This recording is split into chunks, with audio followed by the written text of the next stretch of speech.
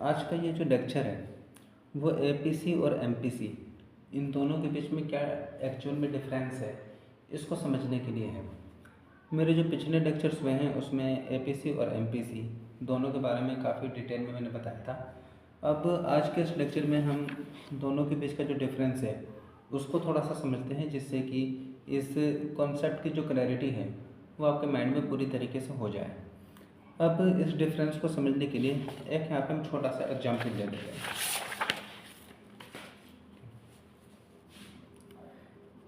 हम यहाँ पे एक छोटा सा जो एग्जाम्पल है वो ले लेते हैं। एग्जाम्पल के लिए दो कंडीशन ले लेते हैं। सपोज करिए जो इनकम है, इनकम यानी कि वाई, और दूसरा कंजप्शन यानी कि सी। दो कंडीशन ले लेते हैं कि जैसे कि शुरुआती तौर पे अगर नेशनल इनकम, पूरी कंट्री की इनकम सपोज कीजिए 100 रुपये है, तो इस पे जो कंजप्शन है वो 50 रुपये का हो रहा था। फिर बाद में जो इनकम है वो इंक्रीज हो जाती है और इनकम बढ़ के 200 रुपये पे चली जाती है, और जो कंजप्शन है वो बढ़ के 80 रुपये पे चला जाता है। अब इस एग्जाम्पल में हमारा एपीसी और एमपीसी क्या होगा इसको हम समझने की कोशिश करते हैं। जैसे इनकम को देखा जाए तो 100 रुपये की इनकम पे जो कंजप्शन है वो 50 रुपये है। तो इस कंडीशन में अगर एपीसी को हम निकालें तो एपीसी का फॉर्मूला है C/Y। तो ये हमारा बनेगा 50/100 बराबर 0.5। और 200 रुपये की इनकम पे 80 रुपये का कंजप्शन है।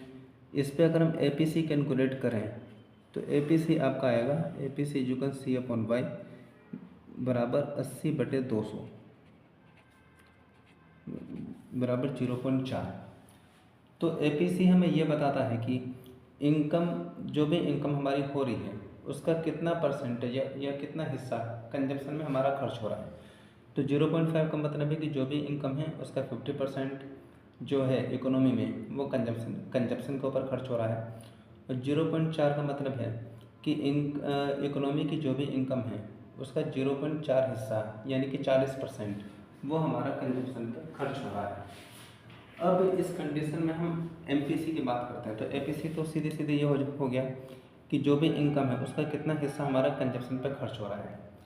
अब यहाँ पे अगर हम ये देखें कि इनकम हमारी 100 रुपये से बढ़ के 200 रुपये हो गई और कंजप्शन 50 रुपये से बढ़ के 80 रुपये हो गया, तो हमारी इनकम और कंजप्शन में कितना इनके जो बढ़ोतरी हुई है वो कितनी हुई है। तो इनकम हमारी 100 रुपये से बढ़ के 200 रुपये पे चली गई, यानी कि इनकम का जो इंक्रीजमेंट था यानी कि डेल्टा वाई अगर हम कैलकुलेट करें तो डेल्टा वाई हमारा 100 से बढ़ के 200 रुपये हो गया, यानी कि इनकम हमारी 100 रुपये यहाँ पे बढ़ गई +100। और कंजप्शन को देखें तो ये हमारा जो कंजप्शन है वो 50 रुपये से बढ़ के 80 रुपये पे चला गया, यानी कि कंजप्शन में जो चेंज आया डेल्टा सी, वो जो चेंज आया है वो 30 रुपये का आया है +30। तो इस कंडीशन में अगर हम एमपीसी निकालें, एमपीसी में क्या बताता है, एमपीसी में ये बताता है कि अगर इनकम में इंक्रीज हो रहा है तो उस बढ़ी हुई इनकम का कितना हिस्सा कंजप्शन पे खर्च किया जा रहा है। जैसे कि 100 से 200 रुपये की इनकम की बढ़ने में इनकम हमारी 100 रुपये बढ़ी है और कंजप्शन हमारा 30 रुपये का बढ़ा है, यानी कि इस बढ़ी हुई 100 रुपये की इनकम में से 30 रुपये हम कंजप्शन पे खर्च कर रहे हैं। तो इस कंडीशन में एमपीसी क्या होगा, एमपीसी का फॉर्मूला होता है आपको हमारा डेल्टा C/डेल्टा वाई। तो इस कंडीशन में अगर हम एमपीसी कैलकुलेट करें तो ये आएगा 30/100 बराबर 0.3। तो 0.3 का मतलब है कि जो भी इनकम इंक्रीज हो रही है उसका 30% हिस्सा हमारा कंजप्शन पे खर्च हो रहा है। तो ये जो डिफरेंस था ये तो इनकी फंक्शनिंग का था।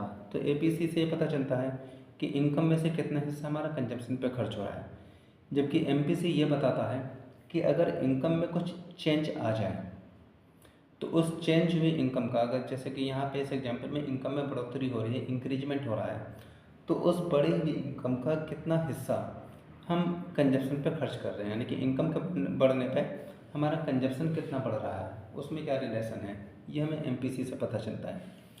सेकंड जो डिफरेंस है वो इनके वैल्यूज को लेके है। जैसे हम एपीसी की बात करें तो एपीसी की में जो पिछला लेक्चर एपीसी का था उसमें एपीसी शेड्यूल हमने बनाया था और उसमें एपीसी की क्या क्या पॉसिबल वैल्यूज हैं उसके बारे में हमने पढ़ा था।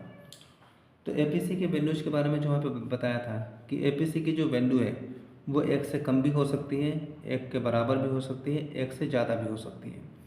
साथ ही साथ ये वैल्यू आपकी एपीसी की वैल्यू इन्फिनिटी के बराबर भी हो सकती है, लेकिन ये वैल्यू आपकी कभी भी जीरो के बराबर नहीं हो सकती, यानी एपीसी आपका जीरो के बराबर कभी नहीं जा सकता। दूसरी चीज़ हमने एपीसी के बारे में क्या समझा था कि जैसे इनकम है और एपीसी है, तो जैसे जैसे इनकम बढ़ती जाएगी वैसे वैसे एपीसी हमारा कम होता जाएगा। तो जो एपीसी शेड्यूल हमने बनाया था उसमें मैंने आपको समझाया भी था उस शेड्यूल में कि जैसे जैसे इनकम हमारी बढ़ रही थी वैसे वैसे एपीसी हमारा कम होता जा रहा था। दूसरी तरफ अगर हम एमपीसी की बात करें तो एमपीसी की वैल्यूज़ के बारे में क्या पॉसिबिलिटीज थी, एमपीसी की क्या वैल्यूज हो सकती हैं। एमपीसी की वैल्यू जीरो से लेके एक के बीच में हो सकती है, यानी वो जीरो और एक को शामिल करते हुए जीरो से लेके एक के बीच की कोई भी वैल्यू हमारी एमपीसी हो सकती है। यानी एमपीसी ना तो जीरो से कम होगा और ना ही वो एक से ज़्यादा होगा, जीरो और एक को शामिल करते हुए जीरो से एक के बीच की जो है वो एमपीसी की वैल्यू हो सकती है।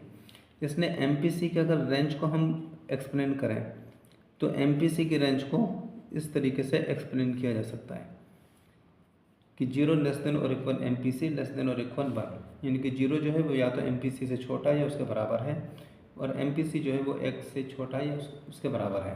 यानी कि एमपीसी की जो वैल्यू है जीरो और एक को शामिल करते हुए उसके अंदर की कोई भी वैल्यू हमारी एमपीसी हो सकती है।